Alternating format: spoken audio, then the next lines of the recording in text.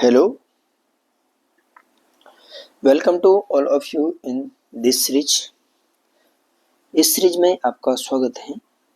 इस सीरीज के माध्यम से मैं आपको जितने भी जेईई मेंस के एंड नीट के एंड कुछ इम्पोर्टेंट क्वेश्चन हैं उन सभी को डिस्कस कर रहा हूँ। तो लास्ट की वीडियो में मैंने आपके साथ क्वेश्चन नंबर 83 के बारे में स्टडी की थी। 83 क्वेश्चन क्या है क्या नहीं है इसके बारे में आपको बताया था एंड कैसे कैलकुलेट करना है इन सारी चीज़ों के बारे में आपको बताया था। आज के वीडियो की शुरुआत करते हैं जिसमें क्वेश्चन नंबर 84 होगा। तो बात करते हैं क्या है क्वेश्चन नंबर 84।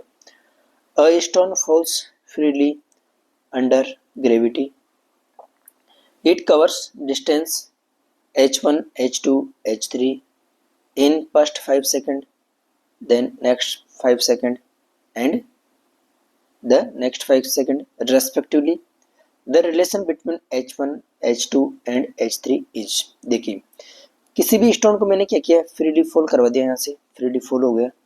तो फर्स्ट 5 सेकंड में h1 हाइट फॉल होता है, तो यहाँ से लेकर यहाँ तक हाइट h1 है और यहाँ से लेकर यहाँ तक लिया गया टाइम कितना है, t = 5 सेकंड है। ठीक है, नेक्स्ट 5 सेकंड मतलब जो आगे वाला 5 सेकंड आएगा यहाँ से लेकर यहाँ तक का जो टाइम है आगे, इस टाइम की बात कर रहे हैं अपन। यहाँ से लेकर नेक्स्ट 5 सेकंड, नेक्स्ट 5 सेकंड में पार्टिकल के बारे में बात करना चाहूँगा। ये आगे को 5 सेकंड, इस नेक्स्ट 5 सेकंड में ये h2 डिस्टेंस ट्रेवल करता है एंड नेक्स्ट 5 सेकंड में ये h3 डिस्टेंस ट्रेवल करता है। इसके बारे में अपने को बात करनी है कि क्या रहेगा क्या नहीं रहेगा। ठीक है, ये नेक्स्ट 5 सेकंड में ये वाली डिस्टेंस h2 की बात कर रहा है। देखिए एक बार, नेक्स्ट 5 सेकंड में ये h2, फिर अगले 5 सेकंड में ये h3 की बात कर रहा है, यहाँ से लेकर यहाँ तक इसके बारे में बात करनी है। कुल मिला के बात इससे करना चाह रहे हैं अपन से। यदि मैं आपको रफली डायग्राम ड्रॉ करना चाहूँ इसका, फर्स्ट 5 सेकंड में h1 चलता है, नेक्स्ट 5 सेकंड में h2 चलता है और अगले 5 सेकंड में ये h3 चलता है। तीनों में रिलेशन क्या है इसके बारे में अपन से बात की गई है। ठीक है, चलते निकालते हैं। h1 के बारे में बात करना चाहूँ, ड्रॉ किया गया है मेरे से यहाँ से h1 = u = 0 और g की वैल्यू 10 दे ही रखी है, g = 10 मीटर पर सेकंड स्क्वायर। ठीक है, यदि मैं h1 के बारे में बात करना चाहूँ, h1 = 0 initial velocity plus half 10 T square. T square first 5 second की बात की गई है मेरे से यहाँ पे, तो 5 स्क्वायर। ठीक है, तो कितना हो गया, h1 = 125 मीटर के बराबर हो गया। ठीक है, अब यदि मैं नेक्स्ट 5 सेकंड, मुझे नेक्स्ट 5 सेकंड की डिस्टेंस निकालनी है, मुझे ये h2 निकालना है, तो मैं h2 कैसे निकाल सकता हूँ, यहाँ से ही शुरू से ही ये वाली हाइट निकाल लेता हूँ।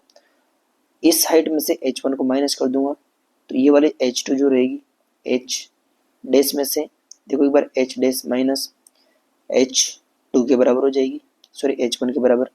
तो देखिए h डैश क्या होगा, टोटल हाइट की बात करना चाहूँ तो half 0 plus half gt square. T कितना हो जाएगा, 10 सेकेंड। तो ऐसा कर सकता हूँ मैं, हाफ इंटू 10 तो g इंटू 10 स्क्वायर। 10 स्क्वायर क्यों, क्योंकि यहाँ से लेकर इस h डैश को ट्रेवल करने में पार्टिकल ने 10 सेकेंड लिया है, माइनस ये h1 बोले तो हाफ 10 इंटू 5 स्क्वायर। तो कितना हो गया, ये यहाँ से देखना चाहूँ तो 5 कॉमन आ जाएगा। क्यों आ जाएगा, क्यों, इससे कैंसिल आउट 5 टाइम्स से भी 5 टाइम्स कैंसिल आउट हो जाएगा। देखो 5 कॉमन आते हैं, यहाँ पे कितना बच गया, ये वाली जो 5 कॉमन आते हैं 100 minus 25 which is equal to after solution 375, ये हो जाएगी। अब मुझे यदि h3 की बात करनी है तो h3 क्या है, नेक्स्ट 5 सेकंड में ट्रेवल की गई डिस्टेंस, मतलब जो अगला 5 सेकंड आएगा यहाँ से लेकर यहाँ तक, जो यहाँ तक तो ये 5 सेकंड, फिर ये 5 सेकंड, थर्ड 5 सेकंड की बात करना चाह रहा हूँ मैं। तो क्या होगा, इसको निकालने के लिए वही अपन क्या करते हैं, टोटल हाइट निकाल लेता हूँ यहाँ से h डबल डैश, उसमें से मैं h डैश को माइनस कर दूंगा तो h3 आ जाएगा, h double dash minus h dash which is equal to, h double dash क्या है, t = 15 सेकंड में ट्रेवल की गई डिस्टेंस। तो देखिए हाफ 10 इंटू 15 का स्क्वायर माइनस हाफ 10 इंटू 10 का स्क्वायर, सही बात है, 10 बोले तो 10 का स्क्वायर, ये यहाँ से लेकर यहाँ तक एच डैश। तो इसका सॉल्यूशन करते हैं। सॉल्यूशन करने के बाद जो आंसर निकल के आता है वो आता है 625 मीटर। ठीक है, अब इनमें रिलेशन की बात करना चाहूँ मैं, रिलेशन क्या क्या हो सकता है। H1 is equal to, H1 कितना है 125, 125 कैसा आएगा, यदि मैं H2 को, H2 है मेरा, इस H2 को मैं 3 से डिवाइड करता हूँ, H2 divide by 3, then H2 को 375 को यदि मैं 3 से डिवाइड करूँगा तो 125 आता है, इज इक्वल टू, यदि मैं H2 की बात की जाती है यहाँ पे, H2 यदि मैं H3 को 5 से डिवाइड कर देता हूँ तो जो मेरा H1 निकल के आ जाएगा। तो ये रिलेशन रहेगा तीनों में। कौन सा रिलेशन है, क्वेश्चन ऑप्शन बी इसका करेक्ट आंसर है। ठीक है, जैसा बोला गया है वैसे करते जाएंगे। नेक्स्ट क्वेश्चन की बात करता हूँ मैं, क्वेश्चन नंबर 85। क्वेश्चन नंबर 85 क्या बोलता है, देखिए एक बार रीड करते हैं फिर इसका सॉल्यूशन देखते हैं। A body is thrown vertically from a point 125 meter above the ground. It goes up to a maximum height of 150 meter above the ground and pass through a point on its downward journey. The velocity of the body when it is a height of 70 meter above the ground. देखिए question क्या बोलता है क्या नहीं बोलता, बहुत ही सीधे से वाले। किसी भी बॉडी को जो पॉइंट है 125 मीटर अबव द ग्राउंड, वहाँ से इसको थ्रो किया जाता है तो बॉडी अपवर्ड डायरेक्शन में मूव करती है। तो अपवर्ड डायरेक्शन में मूव कर रही है। देखिए एक बार सपोज करते हैं ये कोई ग्राउंड है, यहाँ से ग्राउंड से मैंने किसी भी बॉडी को अपवर्ड डायरेक्शन में थ्रो किया। ठीक है, throw vertically from a point, अब 125 मीटर, 125 मीटर पर कोई पॉइंट है यहाँ से 125 मीटर पर इस जगह से। ठीक है, ऊपर की तरफ थ्रो किया, body throw vertically upward from a point above ground, it goes to a maximum height 125 metre from above the ground. इसको यहाँ से सपोज करते हैं मैंने u वेलोसिटी से इसको थ्रो किया एंड ये यहाँ से कितना ऊपर चला गया, ये यहाँ से गया है 225 ऊपर चला, सॉरी 250 मीटर ऊपर चला गया ग्राउंड से, और जबकि फेंका कहाँ से इसको 125 से। तो ऑब्वियसली बात है ऊपर कितना गया होगा, ऊपर गया होगा 125 मीटर ऊपर गया होगा, मैक्सिमम गया है। तो मैक्सिमम हाइट पर जब ऊपर गया होगा तो इसकी वेलोसिटी 0 हो चुकी होगी। ठीक है, ठीक है, समझने के बाद अब इसकी v की u की वैल्यू निकाल सकते हैं आराम से अपन। थर्ड इक्वेशन को यूज करेंगे, g दे रखा है मैंने 10, तो थर्ड इक्वेशन का यूज करने के लिए मैं u की वैल्यू निकालनी है। तो v square is equal to u square minus 2gh। देखिए एक बार u स्क्वायर 0 हो गया मैक्सिमम हाइट पर, u निकालना है मुझे, u square minus 2 into 10 into 125। तो u square is equal to कितना हो गया, u square is equal to 10 into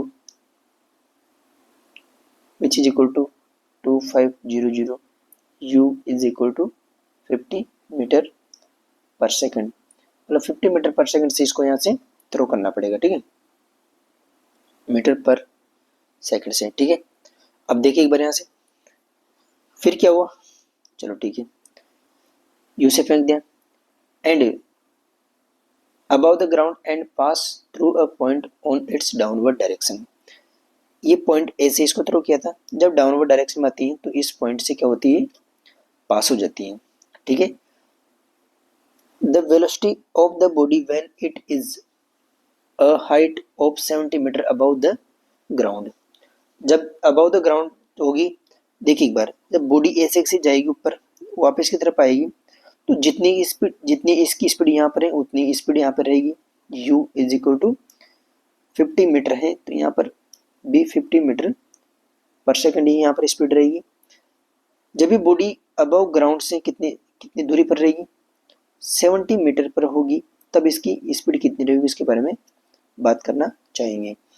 तो इस बॉडी ने यहाँ से लेकर यहाँ तक आने में कितनी डिस्टेंस ट्रेवल की, इसके बारे में बात करना चाहूँ, ये वाली तो क्या होगी इसके बारे में बात करना चाहिए। तो देखिए एक बार इधर बहुत ही सीधी सी ये कितनी हो जाएगी, ये हो जाएगी 125 minus 70 which is equal to 55 metre के बराबर। तो ये हाइट कितनी 120 minus 70 which is equal to 55 metre. तो थर्ड इक्वेशन का यूज करते हैं, क्या हो जाएगी, मुझे u निकालना है। तो v square is equal to u square plus 2as।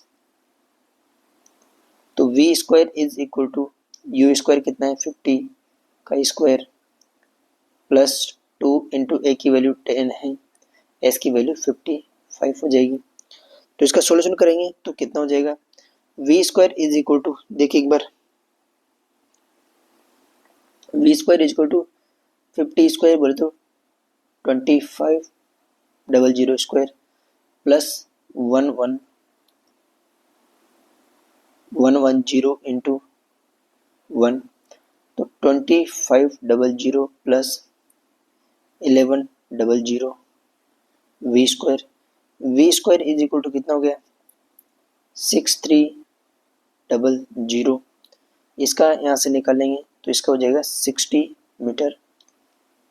तो यहाँ से क्या हो जाएगा, यहाँ से v is equal to 60 metre पर सेकंड इसका आंसर आ जाएगा, जो ऑप्शन नंबर बी इसका करेक्ट आंसर होगा। देखिए एक बार इसको निकालने के लिए क्वेश्चन की लैंग्वेज से कुछ नहीं है, इसको ध्यान से पढ़ें। 125 मीटर अबव ग्राउंड से, तो मैंने इस वाले पॉइंट से इसको थ्रो किया, ठीक है 125 मीटर हो गया। एंड मैक्सिमम 250 मीटर जाता है ये अबव द ग्राउंड, 250 मीटर तक यहाँ तक चला गया।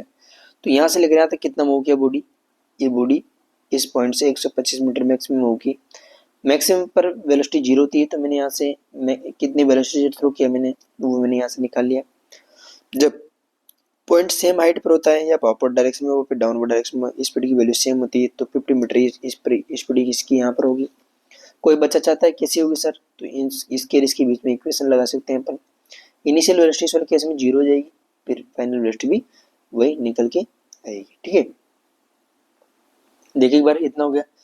अब जब ये ग्राउंड से 70 मीटर की ऊंचाई पर होती है, 70 मीटर की ऊंचाई पर होती है, तो मेरे से इसकी स्पीड कितनी वो निकालनी थी। तो आराम से इस इक्वेशन का और यूज किया और इसका सॉल्यूशन कर लिया, ठीक है। नेक्स्ट क्वेश्चन पर मूव करते हैं। नेक्स्ट क्वेश्चन क्या बोलता है क्या नहीं बोलता है इसके बारे में देखिए एक बार, बहुत ही सीधा सा क्वेश्चन है, रीड करते हैं। A body x is projected upward with a velocity of 98 meter per second.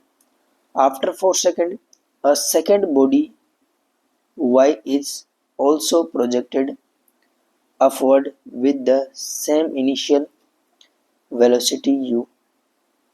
Two bodies will meet after. जब दोनों बॉडी मीट करेगी कितने टाइम के बाद, ठीक है। चलो सपोज करते हैं, देखिए एक बार यहाँ पर बहुत ही सीधा सा कंसेप्ट है, कुछ नहीं है। देखिए सपोज करते हैं ग्राउंड से मैंने इस स्पीड को इस बॉडी को, बॉडी एक्स है, इसको ऊपर की तरफ फेंका 98 मीटर पर सेकंड से, ठीक है। यहाँ पर अनदर बॉडी है वाई, इसको भी 98 मीटर पर सेकंड से ही मैंने इसको फेंका, ठीक है। जब ये बॉडी टी टाइम के बाद पहुंचेगी, टी टाइम के बाद ऊपर, इसको 4 सेकंड लेटर मैंने इसको क्या नाम से फेंका। सपोज करते हैं ये बॉडी दोनों टी टाइम के बाद मिल जाती हैं या फिर टी टाइम के बाद दोनों मीट करती हैं, तो ऑब्वियसली बात है टी टाइम के बाद बारे में बात करना चाहूँ। सपोज कर टी टाइम में ये एच हाइट ऊपर चलेगी, तो इस बॉडी को टी टाइम के अंदर सेम एच हाइट ही ट्रेवल करनी पड़ेगी मिलने के लिए। तो मैं बात या फिर कर सकता हूँ मैं डिस्प्लेसमेंट दोनों बॉडी का सेम रहेगा, जो भी रहेगा डिस्प्लेसमेंट दोनों बॉडीज का सेम रहेगा। तो यदि फर्स्ट बॉडी का डिस्प्लेसमेंट की बात करना चाहूँ, एच इज इक्वल टू वही U T minus half G T square, तो फर्स्ट बॉडी का हो गया H1 का। दूसरे वाले की बात करना चाहूँ तो दूसरी वाली बॉडी 4 सेकंड लेटर जा रही है। तो इसका मतलब ये जो डिस्टेंस पहले वाली बॉडी ने ट्रेवल की वो ये t-4 में इसको ट्रेवल करना चाहिए। तो इसके बारे में बात करना चाहूँ, u T minus 4 plus minus half g t-4 का स्क्वायर। तो मीट करने के लिए क्या होना चाहिए, मिलने के लिए h1 is equal to h2 होना चाहिए। यदि मैं इस डायग्राम को यहाँ से h1 is equal to h2, देखो एक बार, U T minus half G T square is equal to U T minus 4 you minus half ji T minus 4 का स्क्वायर। देखिए एक बार सॉल्यूशन करते हैं इसका, u T minus half G T square is equal to U T minus 4 you minus, इसका square करता हूँ मैं, आगे की तरफ स्क्वायर ओपन करूँगा तो half G T square minus half G 16 plus half 2 G into 4 T. ठीक है, A square minus B square का फॉर्मूला लगाया, यू टी से U T cancel out, half जी टी से हाफ जी टी कैंसिल आउट। तो यहाँ से मुझे टी की वैल्यू निकालनी है। तो टी इज इक्वल कितना हो जाएगा, इसको इस साइड लेके आता हूँ 4 यू, इसको इस साइड लेके आऊँगा तो कितना हो जाएगा प्लस 16 x 162। ठीक है, इज इक्वल टू 2 से 2 कैंसिल आउट हो गया तो कितना हो गया 4 जी इंटू टी। ठीक है, तो कितना हो गया, यहाँ से इसको मल्टीप्लाई करूँगा तो 80 तो यहाँ से कितना हो गया, आफ्टर सॉल्यूशन करेंगे 4 इंटू 98, तो 4 into 98 plus 80 is divided by 4 into 10। तो देखिए एक बार इसका सॉल्यूशन करते हैं क्या होता है, यही टाइम यहाँ से निकल के आएगा। ठीक है, इसमें थोड़ा सा g इज इक्वल टू आपको g जो है वो 9.8 मीटर पर सेकंड स्क्वायर लेके चलना है। तो देखिए एक बार सॉल्यूशन करते हैं इसका क्या होगा, तो इधर कितना होगा, इधर होगा 4u plus g into 16/2 is equal to g4t। ठीक है, तो देखिए एक बार इसका क्या नाम से देखते हैं क्या क्या है, जी से डिवाइड करते हैं, जी से डिवाइड करेंगे तो यहाँ पर कितना हो जाएगा, यहाँ पर देखेंगे तो 4 यू की वैल्यू रखता हूँ 98 plus G 9.8 into 16 divided by G की value 4 G is equal to T हो जाएगा। ठीक है, टी की कैलकुलेशन यहाँ से करते हैं तो टी इज इक्वल टू जो निकल के आता है वो 12 सेकेंड, इसका आंसर होगा ऑप्शन नंबर सी। बहुत ही सीधा सा क्वेश्चन था, इसमें दोनों बॉडी का डिस्प्लेसमेंट आपको इक्वल करना था मिलने के लिए, जब दोनों बॉडी सेम डिस्प्लेसमेंट पर मूव कर चुकी होगी।